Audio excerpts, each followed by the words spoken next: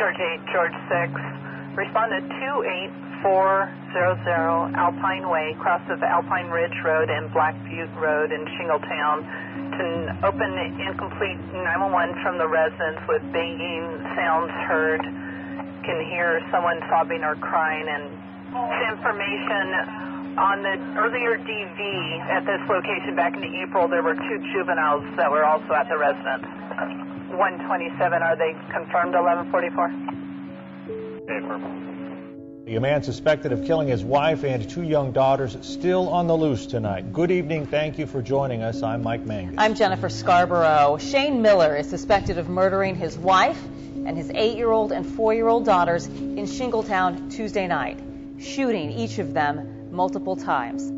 As a mother, you hear about somebody murdering their children and their wife in such a horrific fashion, and such young children. It is almost unimaginable. You know, it's part of my job to, try and maintain composure and not be too emotional and not get emotionally involved in the stories that I'm telling, but when you have a story like that, it is next to impossible. For the very first time, we're getting a look at Shasta Miller and Shelby Miller, 4 and 8 years old at the time that they were killed. When I see those pictures of those sweet little girls, I just can't imagine. I can't imagine the monster that did this, and I can't imagine what she went through, and I can't imagine that we couldn't help. A woman who allegedly died at the hands of her husband did in fact seek help. Now, we are told tonight that Sandy Miller went to the shelter 2 weeks before she and her 2 daughters were murdered. We had tried to help her get into shelter. This had been going on for some time, and she'd finally kind of made the decision to leave. But when she came, she was very scared. She had her 2 girls, she had her dog. We offered her shelter. We were crowded. We hold 26 women and children, but that's in 3 bedrooms. So you can imagine what that would feel like in your home.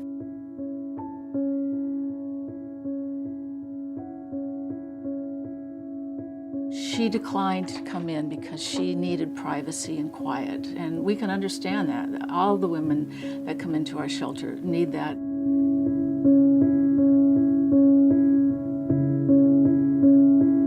When a domestic violence victim is trying to break free from the cycle of violence, leave the home where the domestic violence is occurring, we often see a situation where there's an imbalance of power.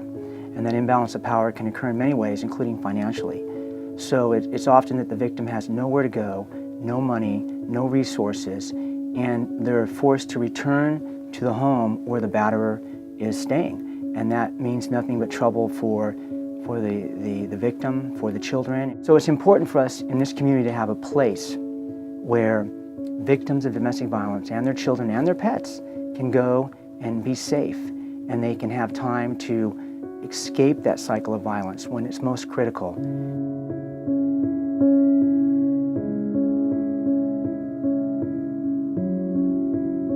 Well, Redding's got a bad rap the last year or two. You may have heard. There's been a couple of national news articles out there about us, one calling us one of the most dangerous cities in America for women, and more recently a Time article that came out and said that we had one of the fastest rising crime rates in the country.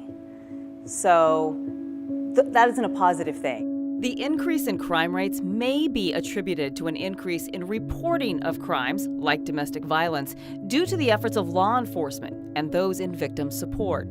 Regardless of the reasons for the increases, the fact remains Shasta County has the highest per capita incidences of rape and domestic violence of all counties in California. I was in nursing for 30 years, and the majority of my staff were female because of the nursing profession. And because of that, I was exposed to what happens in the workplace when we have staff who are victims of domestic violence. Victims seek refuge and support services at One Safe Place. It is the only organization in the county that provides shelter and support services for domestic and sexual abuse victims.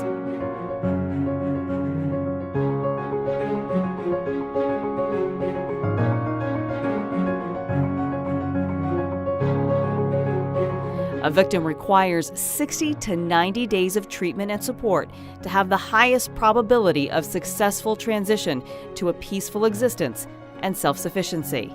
At present, 80% of victims leave the shelter before 20 days. 60% leave by the 10th day. 10% exit before even spending one night. It's a 30-day shelter that we have right now, and it can only house women. And we started to do research, and we found that until women stay there nearly at least 60 days, they don't begin to make a change. And then when we looked at how long women stayed in our shelter, it was an average of 12 days. So we knew we needed to make a change. The Board of Directors has launched the One Safe Place capital campaign to raise $5 million to create a space that expands the shelter and includes client services under one roof. The design for the new shelter features 14 sleeping rooms for individuals and families, so they have privacy and space to collect their lives. The maximum capacity for sleeping will increase from 26 to more than 60 people. By creating more space and including support services under one roof, One Safe Place will provide help, hope, and healing to hundreds more women, children, and men each year who find themselves in crisis. What we needed was to have a private room for every person, every family that comes, whether they're male or female, with their children, to stay in the shelter so they can have that privacy that's needed. So that was another goal we set, was to serve men, to have women be able to stay longer. Our new facility will allow them to stay up to 90 days. We can do more if we want. We can serve 60 plus people instead of the 26 that we serve now. We are so excited about the changes that we'll make, because we know that this issue is a significant issue in this community, and we want to make a difference. We want to be part of the whole community, the rescue mission, Health and Human Services, all the other people that Reading Police Department, the Sheriff's Department, who are working on to reduce our crime rate and to help our families. We can make a difference once we have this shelter. Shasta County is a beautiful place of breathtaking views and kind, caring people. Your gift in support of this campaign is more than a gift in support of the One Safe Place mission. Your gift will help change the landscape of this community and set the course to make a beautiful place a safer place. One safe place. One safe community. And I really see the idea of building this state-of-the-art shelter as something that can show the rest of the country and the rest of the world what kind of community this really is. That we're not going to let ourselves just be known as the most dangerous city in America for women, or one of the places with the fastest rising crime rate in the country. We're better than that. We take these things seriously. We want to take care of women and children in our community. We want this to be a safe place, and we're willing to invest our dollars to prove to this community and to the entire world that we mean it.